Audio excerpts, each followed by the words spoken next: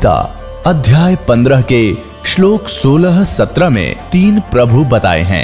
ये 3 प्रभु कौन हैं? किस प्रभु की शरण में जाने के पश्चात जन्म और मरण समाप्त हो सकता है? 3 प्रभुओं में सबसे उत्तम परमात्मा कौन है? कैसा है? उसका क्या नाम है? इन सभी गूढ़ रहस्यों को जानने के लिए अवश्य सुनिए जगत गुरु तत्वदर्शी संत रामपाल जी महाराज के अमृत वचन। आप जी यहाँ आते हो, एक परमात्मा के हॉस्पिटल में आ गए, आपके सारे दुख दूर होंगे। अब आपने टारगेट बना रखा है, मेरा ये काम हो, बस ये हो, और भगवान ने ये पता कि इसकी जान जाने वाली है, 10 दिन के बाद इसका जीवन नहीं है, तो आपकी एज एक्सटेंड करेगा। उम्र एक्सटेंड करने के लिए जो आपको एड दे रहा है वो काम आपका भले ही ना हो रहा है, लेकिन आपको जीवन दान दे करके वो 100 सुख देगा फिर आगे चल के। और डॉक्टर मरीज ये कहे मेरे टांग में पीड़ा, तू कैसा डॉक्टर है, मुझे दर्द ही ठीक हो रहा, लेकिन डॉक्टर को पता है कि इसका ब्लड रोकना जरूरी है, तो डॉक्टर वही काम करेगा जो आपके हित में होगा, आपकी नहीं मानेगा। पहले वो उसको मालूम है कि आप चिल्ला रहे हैं, उसको मालूम है कि इसमें ऐसी पीड़ा होगी, लेकिन ये घातक नहीं है। तो छोटे मोटे जो कष्ट आपको यहाँ आने पर भी हो रहे हैं, किस जैसे कई तो ऐसे हाथी ठीक हो जाते, कुछ एक को अभी वो राहत नहीं मिल रही है जो वो डिमांड लेकर आते हैं। उसका कारण क्या है कि आपका जीवन नाश होने वाला होगा निकट भविष्य में, और परमात्मा आपको एक्सटेंड करेंगे, पहले वो ठीक करेंगे आपका, फिर आप पे सारा सुख होता चला जाएगा, जीवन भी मिलेगा, भक्ति भी होगी, सारा सुख भी यहाँ का जो चाहिए वो भी देगा।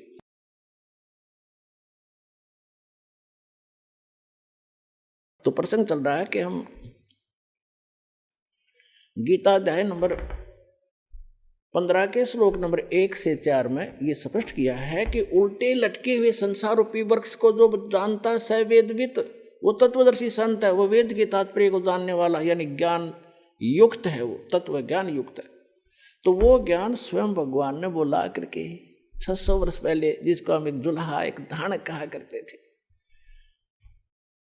पुण्यात्माओं,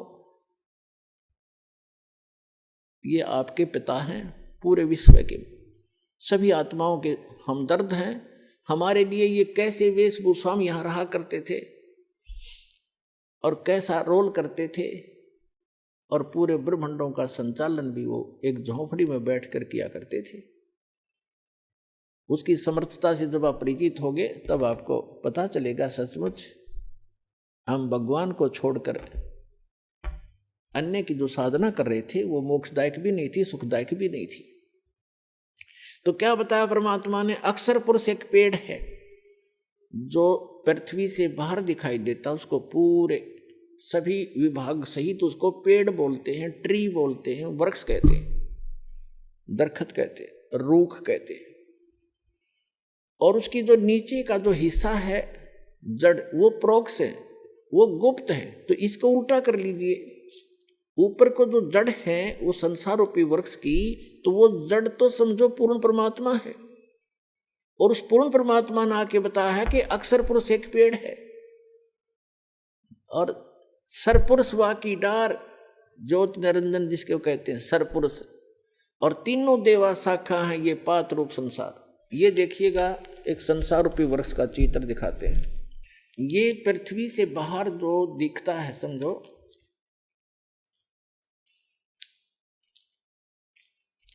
ये जो इतना है, ये देखिएगा, ये स्थिति है वृक्ष की, पेड़ की। परमात्मा ने खुद बताया कि अक्षर पुरुष एक पेड़ है, ये सारा एक पेड़ है, और इसका तना जो है ये अक्षर पुरुष है, और सरपुरुष या की डार, और तीनों देवा शाखा हैं, ये पात रूप संसार। आप जी यहाँ पर हैं नीचे, और ये अक्षर पुरुष है, ये तना है, ये अक्षर पुरुष तो समझो एक तना है ये इस पेड़ का, और इससे एक मोटी डार निकली है, वो सरपुरुष है, ये सरपुरुष है जिसको ब्रह्म कहते हैं, ब्रह्म। और ये तीनों देवा, इसके 3 पुत्र हैं, इसकी 3 शाखाएं हैं, रजगुण ब्रह्मा जी, सतगुण विष्णु जी, तमगुण शिव जी, और पात रूप संसार। अब ये तो उस परम पिता ने आके बता दिया कि अक्षर पुरुष एक पेड़ है, और निरंजन वा की डार, ये सरपुरुष वा की डार, और तीनों देवा शाखा है, ये पात रूप संसार। तो ये जड़ कौन है ये बताने के लिए दास को भेजा है। कि ये जड़ जो है ये परम अक्षर ब्रह्म है इस संसार रूपी वृक्ष की।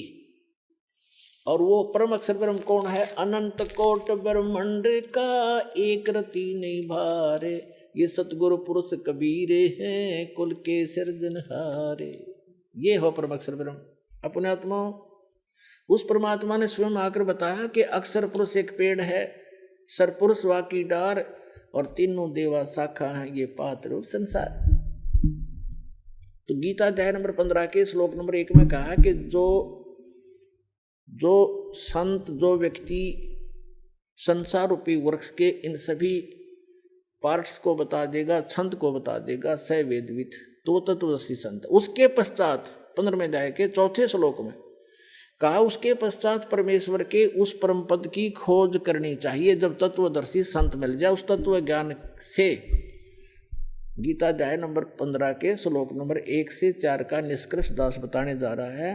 तीसरे में कहा है कि उस तत्व ज्ञान से इस अज्ञान रूपी गुत्थी को काट कर समझ कर उसके पश्चात परमेश्वर के उस परम पद की खोज करनी चाहिए, जहां जाने के बाद साधक फिर लौटकर कभी संसार में नहीं आते।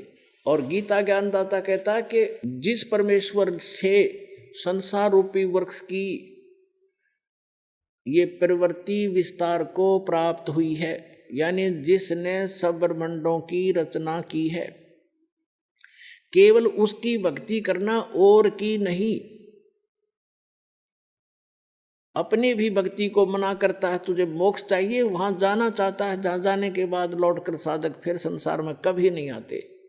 उसके विषय में कहता है फिर तो उसी की भक्ति करनी है और को इष्ट रूप में नहीं मानना। ये देखिएगा श्रीमद् भगवत गीता दिखाते हैं आपको, ये देखिएगा श्रीमद् भगवत गीता और जयदयाल गोविंद का द्वारा इसका अनुवाद है। इसके 15वें अध्याय पर चलते हैं। यह है अथ पंचदशो अध्याय, 15वां अध्याय।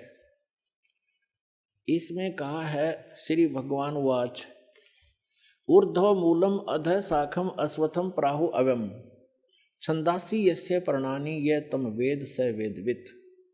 इन्होंने अनुवाद ठीक नहीं करना आया, ये तो ठीक लिखा है ना। आदि पुरुष परमेश्वर तो समझो, ऊपर को जड़ है वो तो पूर्ण परमात्मा है। ऊर्ध्व मूलम ऊपर को शाखा लिखना था, वो आदि पुरुष परमेश्वर है। और अध शाखम नीचे को शाखा वाला, ये गलत लिखा है, पर माँ रूप मुख्य शाखा वाले नहीं। ये देखो दूसरे मंत्र में गीता अध्याय नंबर 15 के श्लोक नंबर 2 में अध और अध 2 बार आए हैं। इन्होंने इसका अनुवाद यहाँ किया है, अध माने नीचे, अध माने नीचे, बिल्कुल ठीक है। अध माने नीचे, अध माने नीचे। तो यहाँ ऊर्ध्व माने ऊपर, ऊर्ध्व माने ऊपर। यहाँ देखो हम इन्हीं से देख लेंगे प्रथम अध्याय में, 15वें अध्याय के प्रथम मंत्र में ऊर्ध्व मूलम ऊपर को जड़ वाला, मूल जड़, और अध शाखम नीचे को शाखा वाला। एक आम बालक भी समझ जाए इस ज्ञान से। और संसार रूपी पीपल के वृक्ष को अविनाशी कहते हैं। छंद, छंद वेद नहीं होते, छंद माने इसके विभाग जिसके पत्ते आदि कहे गए हैं। और तम वेद, तम यह वेद जिसको उस संसार रूपी वृक्ष को जो अंधकार रूप में छुपा हुआ है, ज्ञान रूप में जिसको समझ नहीं सके, उस संसार रूप वृक्ष को जो पुरुष मूल सहित यानी जड़ से लेकर और पत्तों तक तत्व से जानता है, स वेदवित, स वेदवित, वह वेद के तात्पर्य को जानने वाला है, अर्थात वह तत्वदर्शी संत है। अब यहां देखो, अब 15वें अध्याय का हमने इसमें सारा बता रखा है। तीसरे में क्या कहा है कि अब हम इसको सारे सुना देते हैं आपको। ये दूसरे में क्या कहा है कि उस संसार वृक्ष की तीनों गुण रूप, तीनों गुण माने रजगुण ब्रह्मा, सतगुण विष्णु, तमगुण शिव जी। रूप जल से बढ़ाई हुई नहीं, ये शाखाएं हैं, शाखा हैं। विषय प्रवाला शाखा हैं, विषय विकारों वाली ये शाखा हैं। रजगुण ब्रह्मा, सतगुण विष्णु, तमगुण शिव जी। अध नीचे और ऊपर फैली हुई है। ये नीचे माने जैसे यो गीता का ज्ञान पृथ्वी पर बोला जा रहा था, ऊपर स्वर्ग नीचे पाताल, ऊपर और नीचे फैली हुई है, क्योंकि श्री ब्रह्मा श्री विष्णु श्री शिव जी एक एक गुण युक्त हैं, एक एक विभाग के मंत्री हैं। इनका प्रभाव इन तीनों ही लोकों पर है, पृथ्वी लोक पर, पाताल लोक और स्वर्ग लोक पर। इससे अन्य जो स्थान हैं, जो ब्रह्म लोक है वो अलग स्थान है, वहाँ पर ये काल भी तीन ही रूप धारण करके रखता है, उसमें भी तीनों ही गुण अपने विद्यमान रखता है। ऊपर के लोकों के लोग उससे प्रभावित होते हैं, इनका केवल यहीं तक सीमा है। अब देखो ऊपर और नीचे फैली हुई, और मनुष्य लोक में, इस संसार में कर्मों के अनुसार बांधने वाली ये भी मुख्य मूलानी मुख्य कारण है, नीचे और ऊपर फैली हुई है, नीचे और ऊपर। अब तीसरे में कहा है कि इस संसार वर्ष का स्वरूप जैसा कहा है वैसा यहाँ विचार काल में गीता ज्ञानदाता कहता है कि जैसा इसके बारे में सुना है उसको पूर्ण रूप से मैं तेरे को नहीं बता पाऊंगा इस गीता जी के डिस्कशन में। वैसा इस संसार वर्ष का स्वरूप जैसा कहा है वैसा यहाँ विचार काल में नहीं पाया जाता, नहीं पाया जाता। क्योंकि गीता ज्ञानदाता कहता है कि क्योंकि न तो इसका आदि है और न अंत, तथा न इसकी अच्छी प्रकार से स्थिति है, यानी वो परिचित नहीं है उससे। इसलिए इस अहमता, इस सुविरुद्ध मूलम, इस दृढ़, अब जैसे संसार रूपी वृक्ष का ऊपर को जड़ जो स्थान है वो सतलोक, अलखलोक, अगमलोक, अकैलोक, ऊपर क्या जो पोर्शन है सारे तीन चारों लोक वो अविनाशी स्थान है। इसलिए सुदृढ़ मूल कहा, वो मूल जो है वो अविनाशी है, वो शाश्वत है। तो उस संसार रूपी वृक्ष के उस दृढ़ रूपी मूल वाले, यानी जो कभी नाश में नहीं आता, वो जड़ रूपी स्थान, वो भगवान समझो, स्थान और भगवान, यानी वहाँ का लोक भी अविनाशी, वहाँ का भगवान भी अविनाशी, वहाँ के गए हुए प्राणी भी अविनाशी। ये देखो सुविरुद्ध मूलम, उस एमता ममता नहीं, उस अति दृढ़ मूल वाले, यानी उस अविनाशी मूल स्थान, जड़ रूपी स्थान वाले संसार रूपी पीपल के वृक्ष को दृढ़ असंग शस्त्रेण छित्वा, इन्होंने यहाँ गलत कर दिया, वैराग रूप शस्त्र द्वारा नहीं, उस तत्व ज्ञान रूपी शस्त्र द्वारा काट कर, उसको समझ कर, उसके बाद चौथे श्लोक में कहा है, 15वें अध्याय के चौथे श्लोक में कहा है, ये 15वां अध्याय चल रहा है, 15वां अध्याय, यहाँ हमारे चौथा श्लोक पढ़ रहे हैं। उसके पश्चात उस परम पद रूप परमेश्वर को भली भांति खोजना चाहिए, जिसमें गए हुए पुरुष यानी साधक फिर लौटकर संसार में नहीं आते, उनका जन्म मरण फिर नहीं होता। और जिस परमेश्वर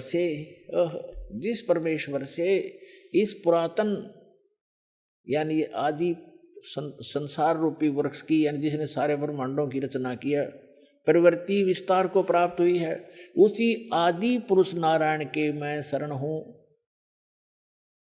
ऐसा निश्चय करके उस परमेश्वर का ही मनन और निधि ध्यान करना चाहिए। परपदे माने उसकी पूजा करनी चाहिए। गीता ज्ञानदाता ने स्पष्ट कर दिया कि मेरी भक्ति करने से तुझे वो शाश्वत स्थान नहीं मिल सकता।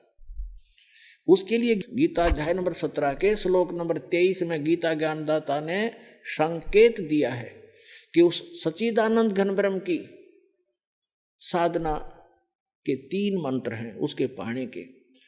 ओम तत्सत इति निर्देश ब्रह्मण चर्वेद समर्थ ब्राह्मणा तेन वेदा च यगा च विहिता पुरा। उस सच्चिदानंद घन ब्रह्म के को पाने का, उसके सत भक्ति करने का केवल ओम तत्सत ये 3 मंत्र का निर्देश है। निर्देश माने नथिंग एल्स, फाइनल फैसला, उसके अतिरिक्त अग्रम अग्रम समाप्त, ये निर्देश है, डायरेक्शन है, आदेश भी है और ये राय भी है। सच्चिदानंद घन ब्रह्म को पाने का, उस परम अक्षर ब्रह्म को, उस सुख स्थान को पाने का ये 3 मंत्र की मजदूरी है, स्मरण है इसका 3 मंत्र का। ओम तत् सरपुरुष का गीता अध्याय नंबर 15 के श्लोक नंबर 16 और 17 में 3 पुरुष बताए, एक सरपुरुष, एक अक्षर पुरुष और तीसरा परम अक्षर पुरुष यानी परम अक्षर ब्रह्म। तो आपको पूरा डिटेल बताई दी है, कोई उल्टे लटके हुए संसार रूपी वृक्ष की। तो परम अक्षर ब्रह्म तो उसकी जड़ समझो, मूल है जो सबका धारण पोषण करता है। तो गीता अध्याय नंबर 15 के श्लोक नंबर 16 में कहा कि दो पुरुष हैं, सरपुरुष और अक्षर पुरुष, और ये दोनों नासवान, इनके अंतर्गत जितने प्राणी वो भी नासवान है। जीवात्मा किसी की नहीं मरती, वो तो गधे कुत्ते की भी नहीं मरती। फिर 15वें अध्याय के 17वें श्लोक में तुरंत कहा कि उत्तम पुरुष है तू अन्य, पुरुषोत्तम सही भगवान तो इन दोनों से, सरपुरुष और अक्षर पुरुष से कोई और है जिसको परमात्मा कहा जाता है, और जो तीनों लोकों में प्रवेश करके सबका धारण पोषण करता है, वो अविनाशी परमेश्वर है। यानी संसार रूपी, यानी वृक्ष की का धारण पोषण किससे होता है? मूल से होता है, जड़ से होता है, और जड़ वो परम अक्षर ब्रह्म है। तो परम अक्षर ब्रह्म वो कबीर भगवान जो है वो सबका धारण पोषण करने वाला वही है। तो यहाँ क्या बताया है कि उस ओम तत्सत, ओम तो है ब्रह्म का, और तत् और सत ये सांकेतिक कोड वर्ड है। ये तत् इस अक्षर पुरुष का मंत्र है। तत् तो है सरपुरुष का, ब्रह्म का, और नहीं, ओम जो है, ओम तो मंत्र है ब्रह्म का जिसको सरपुरुष कहते हैं, और तत् है ये अक्षर पुरुष का जिसको परब्रह्म भी कहते हैं। ब्रह्म से नेक्स्ट ब्रह्म, परब्रह्म दूसरा। और तीसरा जो मंत्र है सत्य, वो परम अक्षर ब्रह्म का है, वो परम अक्षर पुरुष का है। तो ये तीनों मंत्र इस दास के पास उपलब्ध हैं। इन तीनों मंत्रों की मजदूरी करनी है, इसकी साधना करनी है। कोई अभी तक ये मार क्यों खाते रहे कबीर पंथी? ये इन मंत्रों का जाप नहीं करते थे जो दास आपको प्रथम बार देता है। ये कहते हैं तो ब्रह्मा विष्णु महेश की पूजाएं हैं, हम क्यों करें, हम तो सतपुरुष की साधना करेंगे। ऐसे ही ये बात बिगड़ी रही। ये साधना नहीं, ये तो यहाँ के मालिक हैं। बताओ, हम जिस क्षेत्र में रह रहे हैं और वहाँ के तहसीलदार या वहाँ के SHO या किसी और से खस्सें और उनका जो टैक्स जो भी उनका है वो नहीं दें, तो हमें लाभ कैसे मिलेगा? मजदूरी, जैसे हमने बिजली वालों से ले रखा है, बिजली ले ली बिजली विभाग से, टेलीफोन ले लिया टेलीफोन विभाग से, जब उनका कर्जा उसको देंगे नहीं, टैक्स उनका रेंट नहीं देंगे तो वो सुविधा बंद कर देंगे हमारी। इसमें के एहसान किया? तो हम मजदूरी कर रहे हैं यहाँ की सुविधा प्राप्त करने के लिए, और कुछ धन डिपॉजिट कर रहे हैं जो हमें आगे अपने स्वलोक जाने के लिए। तो ये इनकी पूजा नहीं है। हम कोई बैंक से, किसी से, जैसे टेलीफोन वालों से टेलीफोन सुविधा ले रखी है, मोबाइल फ़ोन ले लिया, तो उनसे हम अपनी जो मजदूरी करके उनको दे रहे हैं, उनका किराया, रेंट, उसका बिल भर रहे हैं, तो वो उनकी पूजा नहीं करे, वो हमें आवश्यकता है, इसलिए उनसे मेल रखना भी हमारे एक सभ्यता शिष्टाचार है। तो ये सभी ब्रह्मा विष्णु महेश भी एक यहाँ के अधिकारी हैं। ये इनके सत्र का जो लाभ है यही देंगे उसको, और उसकी विधि बताई है कि इनका ये ऐसे ऐसे आपने ये बिल भरना पड़ेगा, इसकी मजदूरी ये है, इस मजदूरी से वहाँ आपको ऑटोमेटिक कनेक्शन मिला रहेगा। ऐसा सिस्टम भगवान का। तो यहाँ ओम तत्सत, ये तीन इन पुरुषों की भक्ति है, सरपुरुष, अक्षर पुरुष और परम अक्षर पुरुष की। तो गीता ज्ञानदाता कहता है कि उस परमात्मा की शरण में जा जिसके तीन मंत्र की भक्ति है। सच्चिदानंद घन ब्रह्म के पाने की केवल 3 मंत्र का निर्देश है। गीता अध्याय नंबर 8 के श्लोक नंबर 5 और 7 में गीता ज्ञानदाता अपनी साधना बताता कि मेरी भक्ति कर मुझे प्राप्त होगा, लेकिन युद्ध करना पड़ेगा, शांति नहीं हो सकती। जहाँ युद्ध है वहाँ शांति खाक है। तो कहता है तूने युद्ध करना पड़ेगा। यदि तुझे परम शांति चाहिए तो 18वें अध्याय के 66वें श्लोक में कहा कि उसकी शरण में जा, उस परम अक्षर ब्रह्म की शरण में। उस परम अक्षर ब्रह्म की शरण का मंत्र बता दिया गीता अध्याय नंबर 17 के श्लोक नंबर 23 में। और अब 8वें अध्याय के 8, 9, 10 श्लोक में गीता ज्ञानदाता कहता है कि उस परम अक्षर ब्रह्म की भक्ति करेगा तो उसको प्राप्त होगा, जहाँ जाने के बाद साधक फिर लौट कर कभी संसार में नहीं आता।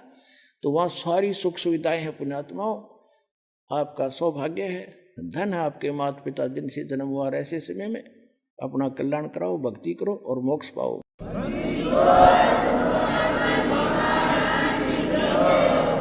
परम पिता परमात्मा पूर्ण ब्रह्म सारी सृष्टि के रचनहार कुल मालिक कबीर परमेश्वर जी की असीम रजा से आप सभी पुण्यात्माएं परमात्मा की महिमा सुनने के लिए उपस्थित हुए। सत्संग में आने से प्राणी को ज्ञान होता है कि आप कौन हो, कहाँ से आए हो, आप यहाँ किस उद्देश्य को लेकर जी रहे हो, वास्तविक आपका कर्तव्य कौन सा है, कौन से कर्म पाप दायक हैं, कौन से पुण्यदायक हैं, उन सभी का ज्ञान सत्संग से होता है प्राणी को। तो पुण्यात्मा, परमेश्वर पूर्ण ब्रह्म सत्य पुरुष परम अक्षर पुरुष परम अक्षर ब्रह्म कहो, अल्लाहु अकबर कहो, ग्रेट गॉड कहो, इसे कंप्लीट गॉड कहो, ये पूरे ब्रह्मांडों का, संपूर्ण जगत का, सभी आत्माओं का ये जनक है, सबका क्रिएटर है। वो कैसा है, कहाँ है, किसने देखा है और परमात्मा की आवश्यकता क्यों है, परमात्मा की आवश्यकता क्यों पड़ी हमें, हम किस लिए परमात्मा की साधना करते हैं, क्या उद्देश्य लेकर करते हैं और क्या उद्देश्य लेकर भगवान की भक्ति करनी चाहिए और क्या उद्देश्य लेकर नहीं करनी चाहिए, ये सर्व जानकारी सत्संग से होती है। पुण्यात्माओं, सर्वप्रथम तो आपको ये ज्ञान होना चाहिए कि आप जी एक बहुत भयंकर लोक में रह रहे हैं, बहुत ही भयंकर लोक है ये। और इस लोक का जो राजा है, यहाँ का जो स्वामी है, मालिक है 21 ब्रह्मांड का, उसको सरपुरुष कहा है। श्रीमद् भगवत गीता अध्याय नंबर 15 के श्लोक नंबर 1 से 4 और 16-17 में प्रभु की परिभाषा वर्णित है सांकेतिक कोड वर्ड्स में। उसमें लिखा है कि संसार में 2 पुरुष हैं, 16वें श्लोक में 15वें अध्याय के। एक सरपुरुष है, एक अक्षर पुरुष है। सरपुरुष ये ब्रह्म है जिसके लोक में आप और हम निवास कर रहे हैं। इसको संतों ने, परमेश्वर ने, कबीर देव ने इसको काल कहा है और यही गीता का ज्ञान दाता है। और इसने श्रीमद् भगवत गीता अध्याय नंबर 11 के श्लोक नंबर 32 में स्वयं ही स्वीकारा है कि मैं काल हूं अर्जुन, और इस सर्व लोकों का नाश करने के लिए अब प्रवृत्त हुआ हूं, अभी प्रकट हुआ हूं। श्री कृष्ण जी काल नहीं थे, इन्होंने पहले कभी अपने आप को काल नहीं कहा और गीता ज्ञान देने के उपरांत उन्होंने कभी अपने आप को काल नहीं कहा। ये सरपुरुष, ये काल भगवान, जिसे हिंदू अपने ऋषि, सनातन धर्म के ऋषि जिसको ब्रह्म कहते हैं, ये सरपुरुष है। इसको काल भी कहते हैं, ये स्वयं भी काल कहता है अपने आप को, मैं काल हूं और सबका नाश करने के लिए प्रवृत्त हुआ हूं। श्री कृष्ण जी में प्रवेश करके ये श्रीमद् भगवत गीता का ज्ञान इसने बोला, जिसमें अधिकतर ज्ञान वेदों वाला ही है। तो हम सरपुरुष के लोक में रह रहे हैं। श्रीमद् भगवत गीता अध्याय नंबर 15 के श्लोक 16 और 17 में 3 पुरुष बताए हैं। एक सरपुरुष है जो 21 ब्रह्मांड का मालिक है, स्वामी है, प्रभु है, राम है, गॉड है, अल्लाह है। और दूसरा अक्षर पुरुष है जिसके 7 शंख ब्रह्मांड हैं, नील, पद्म, शंख, 7 शंख, 7 शंख ब्रह्मांड का वो स्वामी है। उसको अक्षर पुरुष कहा है श्रीमद् भगवत गीता अध्याय नंबर 15 के श्लोक नंबर 16 में। 16 में सरपुरुष और अक्षर पुरुष ये 2 पुरुष बताए और दोनों ही नाशवान, और इनके अंतर्गत जितने प्राणी हैं वो भी, उनका भी शरीर नाशवान है। जीवात्मा किसी की नहीं मरती, वो तो गद्दे की भी नहीं मरती, कुत्ते की भी नहीं मरती। फिर श्रीमद् भगवद गीता अध्याय नंबर 16 के श्लोक नंबर 17 में तुरंत कहा है कि उत्तम पुरुष है तू अन्य परमात्मा इति उदाहरते। यह लोग तरम आविश्य विभर्ति अवय ईश्वर है। उत्तम पुरुष यानी पुरुषोत्तम श्रेष्ठ परमात्मा तो कोई और है इन दोनों से, सर्वपुरुष और अक्षर पुरुष से। वही तीनों लोकों में प्रवेश करके सबका धारण पोषण करता है और वो वास्तव में अविनाशी परमात्मा है। अपने आत्माओं श्रीमद् भगवत गीता अध्याय नंबर 15 के श्लोक नंबर 1 से 4 में स्पष्ट किया है। एक मंत्र में कहा है कि ऊपर को जड़ और नीचे को तीनों गुण रूपी शाखा वाला, 1 और 2 में। गीता अध्याय नंबर 15 के श्लोक मंत्र 1 और 2 का निष्कर्ष है कि ऊपर को जड़ वो तो मूल मालिक है, कुल मालिक है, पूर्ण परमात्मा है, और नीचे को तीनों गुण रूपी शाखा, रजगुण ब्रह्मा, सतगुण विष्णु, तमगुण शिव जी रूपी शाखा वाला ये उल्टा लटका हुआ संसार रूपी वृक्ष है। और जो संत इसके सभी विभाग बतावे वह तत्वदर्शी संत है। ऊपर को जड़ तो पूर्ण परमात्मा है, सत्य पुरुष है, अविनाशी परमेश्वर है, परम अक्षर ब्रह्म है।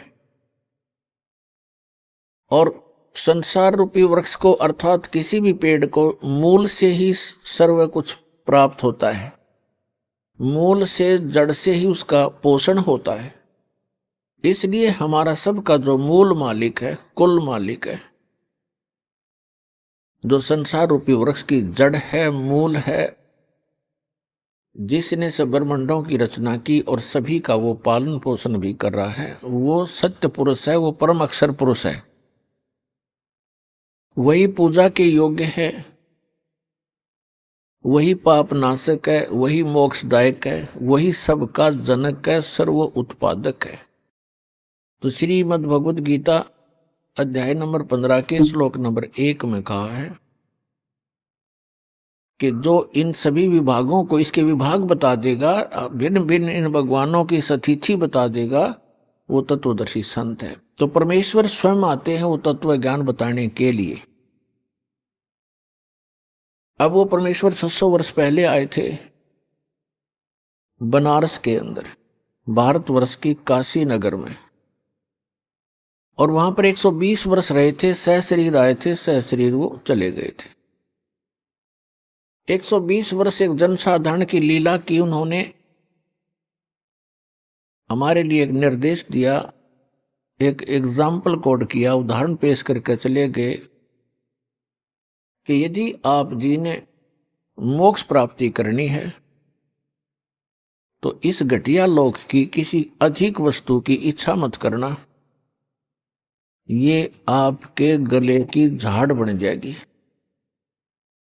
धनी संपत्ति और ज्यादा कार कोठी ये आपको यही घसीटे रखेगी, सतलोक जाने नहीं देंगे। फिर भी परमात्मा ने कहा है कि जैसे आपकी किस्मत भाग्य में परमात्मा ने दिया है उसमें संतोष करना, चाहे वो कितना ही है, उसको अपना ना मानना, ये आपका नहीं है, ये भूल मत करना। परमेश्वर ने बताया है कि काया तेरी है नहीं, ये माया कहां से हो, शरण कमल में ध्यान रखो, इन दोनों को खो। ना तो ये संपत्ति तेरी है, ना ये काया तेरी है।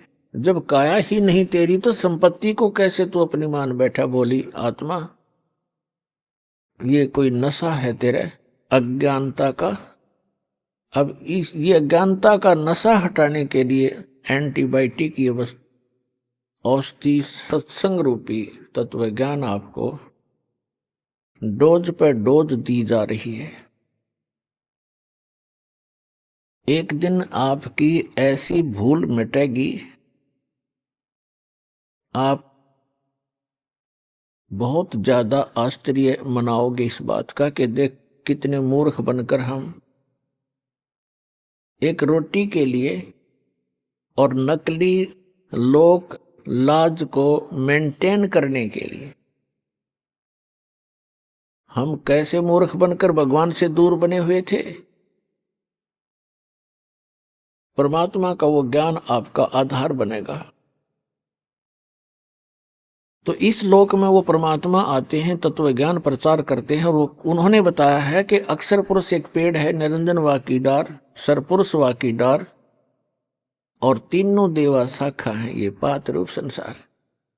एक ही सेंटेंस में परमात्मा ने एक अमृतवाणी में, एक वाक्य में, एक दोहे में श्रीमद् भगवत गीता अध्याय नंबर 15 का पूरा सरलास कर दिया, पूरा उसमें कंसंट्रेट करके भर दिया। नो सोच लो, बुद्धिमान व्यक्ति को संकेत होते हैं जैसे रावण मांगन गया चून, अर्थात लंक वही बिरून। इस एक चौपाई में सूक्ष्म वेद में परमात्मा ने पूरी रामायण भर रखी है। रावण मांगन गया चून और ताते लंक वही बिरून। बिरून माने नाश हुआ।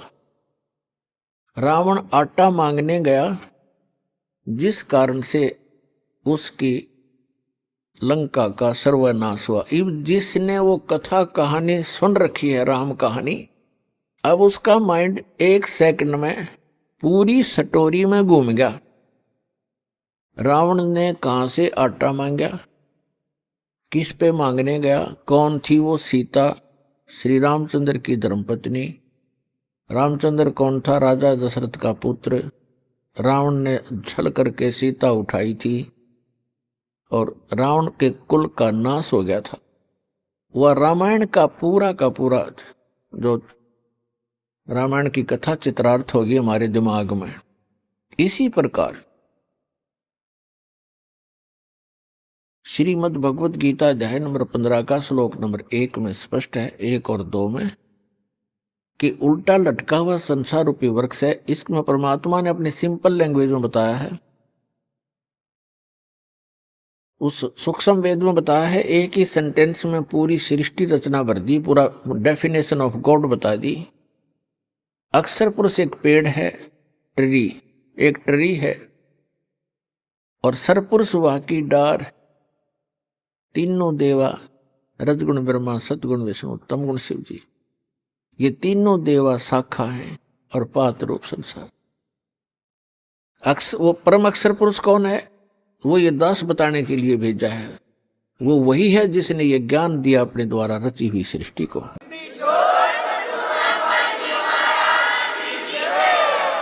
वही है जिसने अपनी द्वारा रची हुई सृष्टि को ठीक ठीक बताया। वो परम अक्षर ब्रह्म है। श्रीमद् भगवत गीता अध्याय नंबर 15 के श्लोक नंबर 1 से 4 का निष्कर्ष है कि अर्जुन, जब तत्वदर्शी संत तुझे मिल जाए, उसकी पहचान ये है कि वो इस संसार रूपी वृक्ष के सभी विभाग बताओगा। उसके पश्चात परमेश्वर के उस परम पद की खोज करनी चाहिए, जहां जाने के बाद साधक फिर लौटकर कभी जन्म मृत्यु में नहीं आते। और जिस परमेश्वर ने सारे ब्रह्मांडों की रचना की, उसी की भक्ति करनी चाहिए, और की नहीं। श्रीमद् भगवत गीता अध्याय नंबर 8 के श्लोक नंबर 1 में अर्जुन ने पूछा, आप जी ने गीता अध्याय नंबर 7 के श्लोक 29 में जिस तत्ब्रह्म की जानकारी दी है कि उस तत्ब्रह्म से परिचित, सारे अध्यात्म ज्ञान से परिचित और सभी कर्मों से परिचित प्राणी केवल जरा और मरण से छूटने का ही प्रयत्न करता है। तो वो किम तत्ब्रह्म, ऐसा वो तत्ब्रह्म क्या है जिसको जानकर संसार प्राणी साधक इस संसार की किसी वस्तु की इच्छा नहीं रखता। गीता ज्ञानदाता ने 8वें अध्याय के 3रे मंत्र में उसका उत्तर दिया है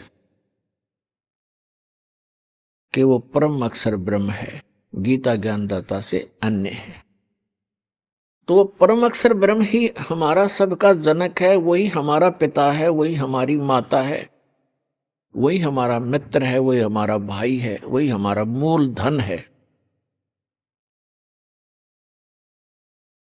त्वमेव माता च पिता त्वमेव त्वमेव बंधु च सखा त्वमेव त्वमेव विद्या च द्रविणम त्वमेव त्वमेव सर्व मम देव देव। ये वो परमात्मा है जिसके अंदर ये सर्वगुण है, जिनका हम रह रह कर व्याख्यान सुना और सुनाया करते थे। अभी तक हमें परमात्मा की परिभाषा का ABC का भी ज्ञान नहीं था। अब आपको A से लेकर Z तक ज्ञान हो गया इस तत्व ज्ञान को सुनने से, क्योंकि ये ज्ञान परमात्मा ही बताता है। और परमात्मा के बताए कोड वर्ड को, सांकेतिक शब्दों को परमात्मा का कृपा पात्र ही समझ सकता है। 5500 वर्ष हो गए श्रीमद् भगवत गीता, पवित्र श्रीमद् भगवत गीता, पवित्र चारों वेद, पवित्र पुराण आदि सदग्रंथों को रचे हुए श्री वेद व्यास जी द्वारा रचे गए थे। आज तक ना तो Ved Vyas writer of the सदग्रंथ वो समझ सका, और ना ही आज तक के विश्व का कोई धर्मगुरु इन पवित्र सदग्रंथों के कोड सांकेतिक शब्दों को ना समझ सका। इस दास पर रजा करी परमेश्वर कबीर जी ने आप अपनी पुण्य आत्माओं के लिए ऐसे समय में, जिस समय आप शिक्षित हो, सदग्रंथ हमारे जीवित हैं, अन्यथा ये 50-100 वर्ष के बाद ये सदग्रंथ आपके हाथों से निकल जाते, फिर हमारे पास क्या आ जाते? हनुमान चालीसा, गणेश जी की आरती, भगवान शिव की आरती है, जय गणेश देवा माता थारी पार्वती, हम इसमें लगे रहते। तो पुण्यात्माओं,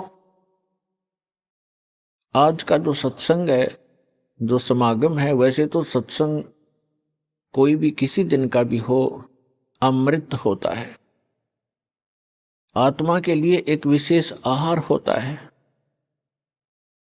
और असंख्य जन्मों के पुण्यकर्मी प्राणी हो आप, जो आप जी को ऐसे समय में मानव शरीर प्राप्त है, स्त्री या पुरुष का, जिनको सतलोक आश्रम बरवाला जिला हिसार हरियाणा के अंदर आने का और उपदेश प्राप्त करने का सौभाग्य प्राप्त हुआ। लख बर सूरा जूझ ही लख बर सावत दे, लख बर यति जहान में तब सतगुरु शरणा ले। आप कितने पुण्यात्मा हैं युगों युगों के। लाल की कीमत को जौहरी बता सकता है, लाल को अपनी कीमत का ज्ञान नहीं होता। परमात्मा कहते हैं गोता मारूं स्वर्ग में जा बैठूं पाताल,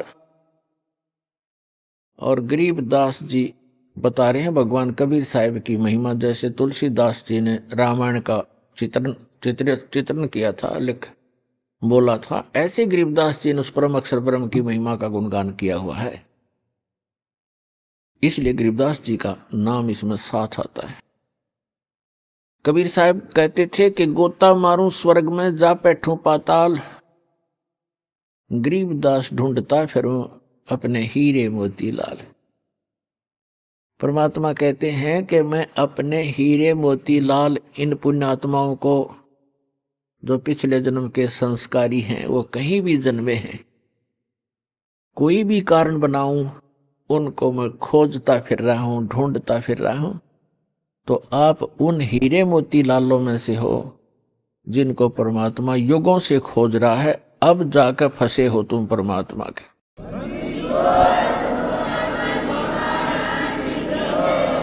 नहीं तो आप उस काल कसाई के फंसे थे, आज परमात्मा की जकड़ में आए हो पुण्यात्माओं। इस परमात्मा के जहाज से उतर ना जाना, नहीं तो आप सदा के लिए बाउजल के अंदर बह जाओगे। असंख्य जन्मों में जाकर के फिर आपका ये दाव लगेगा। इस ऐसे समय में आपका मानव शरीर है, वैसे तो इस ज्ञान से बुद्धिमान मानव है, आज कोई अनजान नहीं है, बहुत बुद्धिमान मानव है। इस ज्ञान से शीघ्र ही आपको समझ में आ जाएगा ये क्या राज है, क्यों जन्मते हैं, क्यों मरते हैं। आज हम सब कुछ मान रहे हैं, पुत्र पुत्री है, संपत्ति संतान है, एक सेकंड में या तो संतान की मृत्यु हो जाती है या स्वयं ही संसार छोड़कर चला जाता है। व्हाट इज दिस, ये क्या है? तो ये समझ में आओगा थोड़े दिन में आपको ये इतना गंदा लोग दिखाई देगा, आपको अंदर से हेट हो जाएगी इसकी। जब तक यहाँ के अंदर से हेट नहीं होगी, अंदर से हेट का मतलब ये नहीं कि किसी से नफरत बनेगी, लेकिन इस जन्म मरण के जो कोल्लू में आप पड़े हुए हो, गिरे हुए हो रहट के अंदर, इससे नफरत हो जाएगी। ये क्या जीवन है?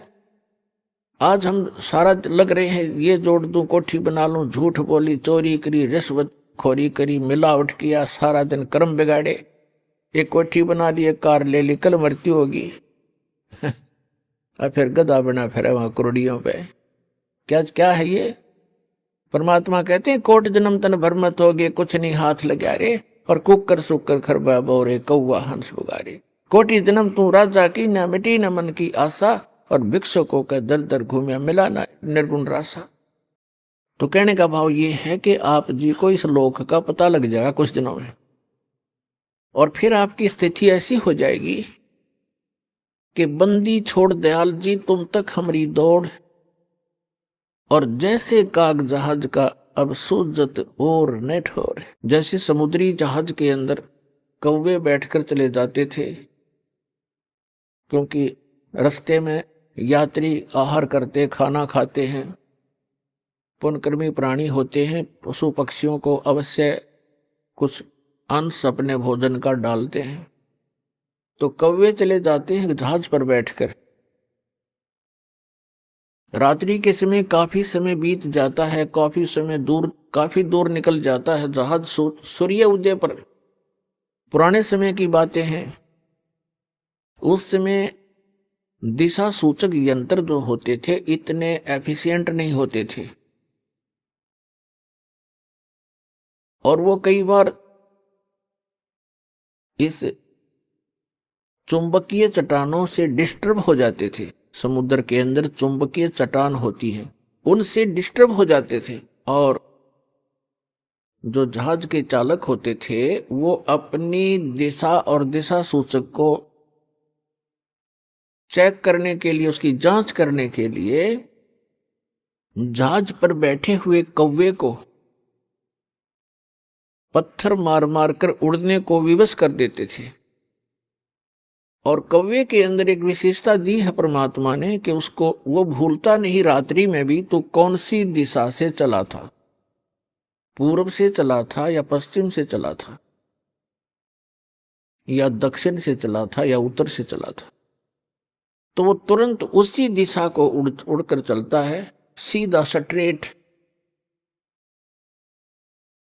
उससे चालक तो अपनी दिशा की जांच कर लेता है कि हम सही दिशा में चल रहे हैं या नहीं, हमारा इंस्ट्रूमेंट ठीक काम कर रहा है कि नहीं। कुछ देर के बाद वो कौवा क्या देखता है, वहां से तो उड़ गया, आगे देखता कोई भी बैठने का ठिकाना उसको दृष्टि गोचर नहीं हो रहा। वो 1500 फुट उड़ जाता है, फिर वापस मुड़ जाता है उस जहाज की ओर, क्योंकि उस जहाज के अतिरिक्त उसको अपना जीवन रक्षक कोई भी नजर नहीं आता। जहां भी देखता है वही डूबने का स्थान है, मृत्यु हो जाने का डर है। एक जहाज ही सुरक्षित स्थान उसको मिलता है। तो पुण्यात्माओं, परमात्मा ने एक संकेत दिया है कि एक दिन आपको कबीर भगवान और ये सतलोक आश्रम स्थान और इस दास के द्वारा दिया गया ये अमृत नाम और ज्ञान आपको ऐसा लगेगा जैसे परमात्मा कहते हैं, आप फिर ऐसे कहा करोगे, बंदी छोड़ दयाल जी तुम तक हमारी दौड़, और जैसे काग जहाज का अब सूजत और नठौर। इस परमात्मा कबीर जी के अतिरिक्त इस सच्चे नाम के अतिरिक्त, इस सच्चे ज्ञान के अतिरिक्त आपको पूरा संसार ऐसा नजर आएगा जैसे जहाज के अतिरिक्त पूरा जल है जिसमें बैठते ही डूब जाओगे। भावार्थ ये है परमात्मा का, यदि आप कबीर भगवान को और सतनाम को छोड़कर यदि आप अन्य संत की शरण में जाओगे तो डूब गए। भगवान की भक्ति छोड़कर संसारिक इस काम में लग गए तो डूब गए। तो इससे पार होने के लिए ये राम नाम का जहाज आपने छोड़ना नहीं है। इसके अतिरिक्त आपको जहां भी कोई भी क्रिया है संसार के, वो आपको डुबोने की है, तारण की नहीं है। इतनी सी बात आपको कुछ दिनों में हृदय में दस जाएगी और तभी आप भक्त बनोगे। तो परमात्मा ने आके बताया है कि मानुष जन्म पाके जय नहीं रटे हरि नाम, जैसे कुआ जल बिना फिर बनवाया क्या काम। परमात्मा ने आकर ज्ञान दिया है कि मनुष्य जीवन प्राप्त करके जो प्राणी परमात्मा की साधना भक्ति नहीं करता, उसका मानव शरीर ऐसा है जैसे वाटरलेस वेल होता है। वेल विदाउट वाटर यानी कूप जल रहित। कितना सुंदर कुआं हो, कूप हो और कितनी उसके ऊपर चित्रकारी कर रखी हो, उसमें जल नहीं है तो वो नाम भले ही कुआं है पर गुण कुएं के नहीं है।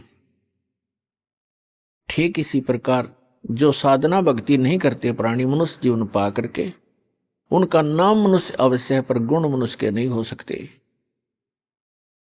फिर दूसरी बात यह है कि जो साधना करते हैं एक पूर्ण परमात्मा की भक्ति इष्ट रूप में ना करके किसी अन्य देव को इष्ट बनाकर आन उपासना करते हैं, वो साधना करते करते भी फेल हैं, उनकी साधना भी व्यर्थ है। तो पुण्यात्मा, आज का जो शुभ दिन है, आज के दिन इस दास का जीवन कल्याण हुआ था।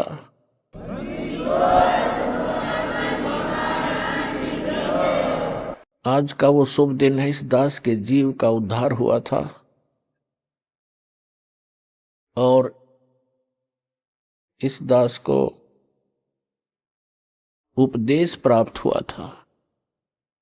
और उपदेश भी वो जिसको हम खोजते खोजते असंख्य युग हो गए थे, वो उपदेश सहज में प्राप्त हुआ था। आइए अब हम उन श्रद्धालुओं के अनुभव जानते हैं जो जगत गुरु तत्वदर्शी संत रामपाल जी महाराज जी से दीक्षा प्राप्त कर चुके हैं तथा उनके द्वारा बताए गए भक्ति मार्ग पर चल रहे हैं। नमस्कार जी। सर सत साहेब जी। क्या नाम है आपका? मेरा नाम दीपांशु दास है। दीपांशु जी, कहाँ से आए हैं आप और आप क्या करते हैं? मैं गुड़गांव से आया हूँ और मैं इस समय स्कूल में पढ़ता हूँ, 9th क्लास में हूँ। दीपांशु जी, आपकी उम्र क्या है? मेरी 12 साल उम्र है। दीपांशु जी, संत रामपाल जी महाराज की शरण में आप कैसे आए? मैं संत रामपाल जी महाराज की शरण में अपने मौसा जी के द्वारा पहुंचा। उनने मुझे ज्ञान गंगा नामक पुस्तक दी, जिसने मेरे मम्मी जी और पापा जी ने सबने पढ़ी और हमने यह निर्णय लिया कि हम संत रामपाल जी महाराज की शरण ग्रहण करें और फिर हमने उसके बाद संत रामपाल जी महाराज की शरण ग्रहण करी। तो सर, जिस पुस्तक ज्ञान गंगा का आप नाम ले रहे हैं, उसको पढ़ने से आपको ऐसा क्या मिला जिससे आपने यह फैसला लिया कि संत रामपाल जी महाराज की शरण में आपको जाना चाहिए? हमें उसमें सच्चे सदगुरु की पहचान दिखी कि सच्चा सदगुरु वही है जो उल्टे लटके हुए वृक्ष को पूरी तरीके से डिफाइन कर देगा, जो कि गीता में लिखा है 15 अध्याय श्लोक नंबर 1 में। और गीता में यह भी लिख रखा है कि हमें गुरु बनाना चाहिए, पर हमने तो गुरु बना ही नहीं रखा था। तो संत रामपाल जी महाराज ने उल्टे लटके हुए वृक्ष को पूरी तरीके से डिफाइन कर दिया, इसलिए हमें समझ आया कि हमें गुरु संत रामपाल जी महाराज को ही बनाना चाहिए। तो दीपांशु जी, जैसा कि आपने बताया कि गीता में लिखा है कि हम सबको गुरु बनाना चाहिए, वेदों ग्रंथों में भी यह बताया गया है कि सबको गुरु बनाना चाहिए, लेकिन आपने गुरु नहीं बना रखा था, तो फिर आप क्या भक्ति साधना करते थे?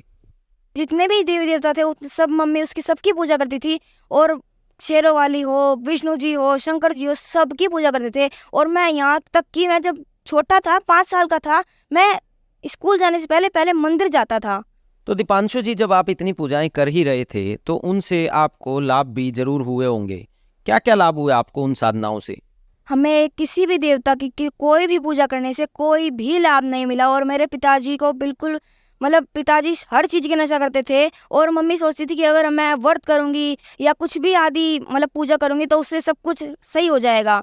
और मतलब हम सबके किसी के पास जाते तो वो कहते किसी और की पूजा करो, वो कहते कि ब्रह्मा शंकर जी की पूजा करो, वो कहते थे कि विष्णु जी की पूजा करो। हमने किसी की भी पूजा कर ली, सबकी पूजा कर ली, पर पिताजी का नशा भी नहीं गया और ना ही हमारा कर्जा खत्म हुआ। तो क्या संत रामपाल जी महाराज की शरण में आने से आपका लोन खत्म हो गया? क्या आपके पिताजी का नशा छूट गया? संत रामपाल जी महाराज की नाम दीक्षा लेने के बाद हमारा जो लोन था, जो नशा था, सब कुछ सही हो गया। और संत रामपाल जी महाराज की नाम दीक्षा लेने से बिल्कुल आज हमारे सारे जितने भी टोटली लोन थे, मतलब 3 लोन तो मतलब इतने बड़े बड़े लोन चल रहे थे, 5-5 लाख के लोन थे, सारे खत्म हो गए। और गुरु जी की दया से आज पापा कोई भी नशा नहीं करते। तो दीपांशु जी, ठीक है, आपके पिताजी का नशा छूट गया, आपकी आर्थिक स्थिति में भी बहुत ज़्यादा बदलाव हुआ, लेकिन क्या आपको नहीं लगता कि बहुत छोटी सी उम्र में आप भक्ति की लाइन में पहुंच गए? जैसा कि समाज मानता है कि ये उम्र तो खेलने कूदने की होती है, आपका क्या मानना है? आपने बहुत अच्छा क्वेश्चन पूछा। इस उम्र में सब आदि जो बच्चे होते हैं मूवीज देखते हैं और सब लोग कहते हैं कि बुढ़ापे में भक्ति करो, बचपन में तो कोई भक्ति करने की कोई उम्र ही नहीं है। संत रामपाल जी महाराज का यही आदेश है कि 3 साल के बच्चे को भक्ति में लगा देना चाहिए, क्योंकि आज का तो कुछ नहीं पता, क्या पता कब हमारी मृत्यु हो जाए। और गुरु नानक देव जी भी यही कहते थे, क्योंकि उनके एक भगत ने पूछा था उनसे कि आप हमेशा दुखी क्यों रहते हैं, क्योंकि फिर उनने यह उनसे आंसर दिया कि क्या पता कब मेरी मौत हो जाए, इसलिए वो भक्ति करते थे। इसलिए ही बचपन से ही भक्ति करने लग गया था मैं भी। तो दीपांशु जी, ठीक है, आपके पिताजी का नशा छूट गया, आपके परिवार की आर्थिक स्थिति भी बहुत अच्छी हो गई, लेकिन आपको ऐसा क्या मिला जिसने कि आपको भक्ति की तरफ मोड़ दिया? मेरे साथ एक बहुत बड़ा चमत्कार हुआ था। मैं बिल्कुल भी नहीं बोल पाता था। और मतलब जितने भी मेरे जो रिश्तेदार थे वो तो कभी कभी मेरे ऊपर हंस भी जाते थे कि बिल्कुल नहीं बोल पाता। और वो मतलब जो मेरी मम्मी थी वो बहुत टेंशन में थी कि मैं 5 साल तक का हुआ था और मैं बिल्कुल भी नहीं बोल पाता। अगर मुझे कोई चीज़ चाहिए थी ना तो उसके लिए मेरी साउंड मतलब कुछ निकलती ही नहीं थी। तो मेरी मम्मी मेरे पापा तो वैसे भी गवर्नमेंट जॉब में थे, तो उन्हें सेंट्रल रेलवे हॉस्पिटल में दिखाया, प्राइवेट हॉस्पिटल में दिखाया, बड़े से बड़े हॉस्पिटल में दिखाया, और मेरा कोई कुछ भी नहीं हो पाया। किसी भी हॉस्पिटल में कुछ नहीं हो पाया। जो मेरी नानी जी थी उन्हें मुझे तांत्रिकों के पास दिखाया, किसी के सबके पास दिखा लिया, पर मेरा कुछ नहीं हो पाया। फिर लास्ट में मेरी मम्मी ने यही डिसीजन लिया, जब मैंने नाम लेने के बाद मम्मी ने मुझे गुरुजी के पास दिखाया और गुरुजी ने आशीर्वाद दिया कि आज के बाद तो ये इतना बोलेगा, किसी को बोलने ही नहीं देगा। तो आज मैं इतना ही बोलता हूँ, किसी को बोलने ही नहीं देता गुरुजी की दया से। तो दीपांशु जी, आप बता रहे हैं कि 5 साल की उम्र तक आप बिल्कुल भी बोल नहीं सकते थे, तो संत रामपाल जी महाराज ने ऐसा क्या किया जिससे कि आपने बोलना शुरू कर दिया? उनने मुझे एक आशीर्वाद दिया, उनके आशीर्वाद मात्र से ही मैं बोलने लग गया। एक जो भक्ति है वो भक्ति देते हैं, भक्ति करने से सारे के सारे हमारे रोग खत्म हो जाते हैं, और हमें भक्ति जरूर करनी चाहिए। तो दीपांशु जी, आप इतनी छोटी सी उम्र में भक्ति करने लग गए हैं, जैसा कि आपने बताया कि आप बहुत छोटी सी उम्र में गूंगे थे, आप बोल नहीं सकते थे, मेडिकल साइंस उसको ठीक नहीं कर पाई, लेकिन संत रामपाल जी महाराज ने आशीर्वाद से ही आपको ठीक कर दिया। तो आप संत रामपाल जी महाराज के ज्ञान और मेडिकल साइंस को कैसे देखते हैं? हाँ, मेडिकल साइंस है, उसकी वैल्यू है, पर तत्व ज्ञान के सामने उसकी कोई वैल्यू नहीं है, क्योंकि जहाँ साइंस का अंत होता है वहाँ तत्व ज्ञान का आरंभ होता है। दीपांशु जी, क्या इसके अलावा भी आपको कोई लाभ प्राप्त हुए? हाँ, मुझे बहुत से लाभ हुए। सबसे बड़ा तो मुझे यह लाभ हुआ कि मैंने संत रामपाल जी महाराज की शरण को ग्रहण करा, और संत रामपाल जी महाराज की शरण ग्रहण करने के बाद मैं आजीवन भक्ति करूँगा, जब तक मैं जीवित रहूँगा जब तक भक्ति करूँगा, और उसके बाद सतलोक का मोक्ष प्राप्त करूँगा। और भी कई लाभ हुए हैं। मेरी दीदी जब एक बार क्लास में बैठी थी और टीचर भी नहीं था, टीचर जाने के बाद मॉनिटर को खड़ा करता, और मॉनिटर खुद ऐसा था, एक बच्चा बात कर रहा था, मॉनिटर मतलब उसने एक लकड़ी मारी, और जो लकड़ी थी उसमें इतने कील मतलब वो लकड़ी बिल्कुल बेकार थी। उसने लकड़ी मारी, उस लड़के के बजाय मेरी दीदी को लग गई, पर उसको जरा सी भी खरोच नहीं है उस लकड़ी की लगने से, क्योंकि हम संत रामपाल जी महाराज की शरण में है, और जो संत रामपाल जी महाराज की शरण में होता है उसको कुछ नहीं उसका काल कुछ भी नहीं बिगाड़ सकता। हमारा क्या कहते हैं, पापा पहले जयपुर में जॉब करते थे हॉस्पिटल में, और हॉस्पिटल में जॉब करने के बाद उनको हम गुड़गांव में रहते थे, पर वो रोज़ अप डाउन तो नहीं कर पाते, क्योंकि जयपुर और गुड़गांव का बहुत लंबा रास्ता पड़ जाता है, तो रोज़ ट्रेन से भी अप डाउन नहीं कर पाते थे। तो उनने ट्रांसफ़र की जब अर्जी लगाई, तो मतलब वो इतना गुरुजी को जब मानते नहीं थे, और मतलब जो उनके बड़े अफसर थे उन्होंने कहा कि 6-7 महीने में हो पाएगा, पर 6-7 महीने में हम वहाँ रह नहीं सकते थे इतना। तो हमने कहा कि आप गुरुजी से अर्जी लगा के देखो और गुरुजी से नाम लेके देखो। तो जब उन्हें गुरुजी से नाम लेके देखा, गुरुजी से प्रार्थना लगा के देखी, तो प्रार्थना मतलब जो जिसको इंटर डिविजन ट्रांसफर कहते हैं, दूसरे जयपुर से दिल्ली में आना, उसको 6 महीने तो कम से कम लग ही जाते हैं। पर गुरुजी की दया से हमारा inter division transfer Jaipur to Delhi only 15 दिन में हो गया गुरुजी की दया से। और फिर पापा जयपुर के बजाय दिल्ली में जॉब कर रहे हैं अब सेंट्रल रेलवे हॉस्पिटल में। और मम्मी को एलर्जी थी, बहुत ज़्यादा एलर्जी थी, और मम्मी उस एलर्जी से बहुत ज़्यादा परेशान थी। मतलब मम्मी का जुकाम रुकता ही नहीं था, क्योंकि मम्मी को बिल्कुल जुकाम रुकता था। और मम्मी जैसी नहा के आती थी, मम्मी नहा लेती थी, और फिर उनका जुकाम बिल्कुल भी नहीं रुकता था। और उन्हें पापा जो गवर्नमेंट हॉस्पिटल में थे, उनका तो हमारा तो मेडिकल बन ही रखा, और पापा दिखाते गवर्नमेंट हॉस्पिटल में, प्राइवेट हॉस्पिटल में, बड़े से बड़े एम्स में भी दिखाया था, सब चीज़ हॉस्पिटलों में दिखाया, पर मम्मी की एलर्जी किसी चीज़ से भी नहीं गई। हमने छोटे से छोटे हॉस्पिटल में, बड़े से बड़े हॉस्पिटल में हर जगह दिखा लिया, पर मम्मी की एलर्जी बिल्कुल नहीं गई। फिर मम्मी ने लास्ट निर्णय यही लिया कि हमें गुरुजी से प्रार्थना लगानी चाहिए, और गुरुजी से प्रार्थना लगाने के बाद मम्मी को बिल्कुल एलर्जी नहीं है, जुकाम की कोई भी प्रॉब्लम नहीं है। वो आज का दिन था और ये आज का दिन है, कोई भी मम्मी को जुकाम की प्रॉब्लम नहीं है। और हमारा आज बिल्कुल गुरुजी की तरफ से कोई भी लोन नहीं है, ना ही गुरु पापा कोई भी आदि नशा करते हैं। संत रामपाल जी महाराज ने हमारा सब कुछ, हमारे घर का संतुलन बिल्कुल सही कर दिया। आज हमारे कोई किसी चीज़ की कमी नहीं है और ना ही किसी चीज़ का हमें अभाव है। तो दीपांशु जी, संत रामपाल जी से जुड़ने के बाद आपके परिवार में अनेकों लाभ प्राप्त हुए। आप खुद गूंगे थे, आप बोल नहीं पाते थे और आपने बोलना शुरू कर दिया। आपकी माताजी को एलर्जी की प्रॉब्लम थी, वो ठीक हो गई। आपके पिताजी जो शराब पीते थे, उनका नशा छूट गया, उनकी ट्रांसफ़र हो गई, और आपकी जो आर्थिक स्थिति थी परिवार की, वो भी बहुत सुधर गई। तो जो दर्शक आज आपको देख रहे हैं, और ख़ासकर छोटे बच्चे जो आपको देख रहे हैं, आप उन लोगों को क्या संदेश देना चाहेंगे? मैं अपनी उम्र और सबसे बड़े उम्र सबको यही संदेश देना चाहता हूँ कि जल्द से जल्द संत रामपाल जी महाराज की शरण ग्रहण करो, क्योंकि संत रामपाल जी महाराज के अलावा कोई भी धरती पे कोई भी सच्चा गुरु नहीं है।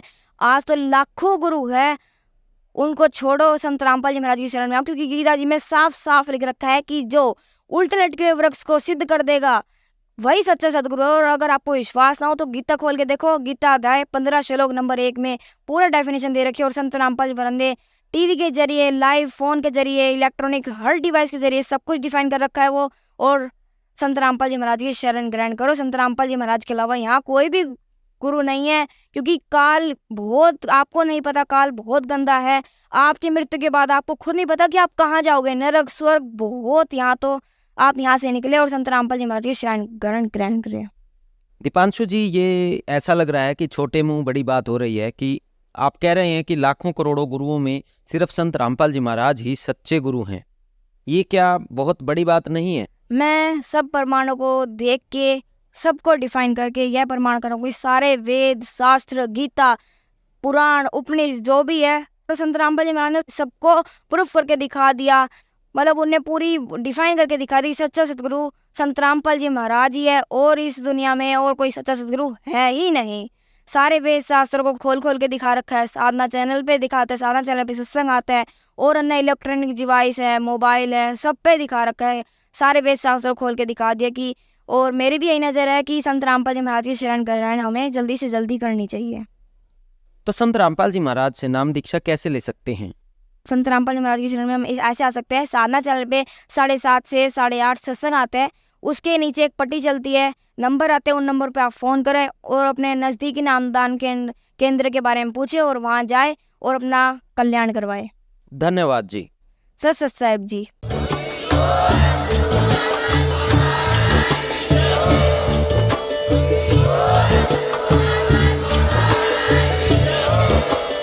आप सुन रहे थे जगत गुरु तत्वदर्शी संत रामपाल जी महाराज जी के मंगल प्रवचन। अधिक जानकारी के लिए विजिट कीजिए हमारी वेबसाइट